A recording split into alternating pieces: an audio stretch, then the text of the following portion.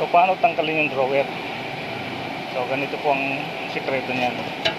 So buksan natin tong drawer. Ayan, bubuksan natin. Tapos dito sa gilid, hanapin niyo po yung ito. Itulak niyo siya pa taas or pababa. So dito sa pwesto na to, ang tulak niya is pataas.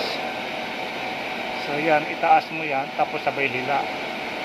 Kaso hindi mo mahila yan kung hindi mo isabay yung dun sa right side naman.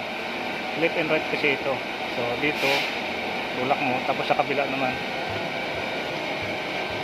So dito. Kabila naman, meron naman din dito. So ito. Tulak naman ito pababa. Ayan. Kailangan sabay ang tulak mo niyan. So tanggalin natin.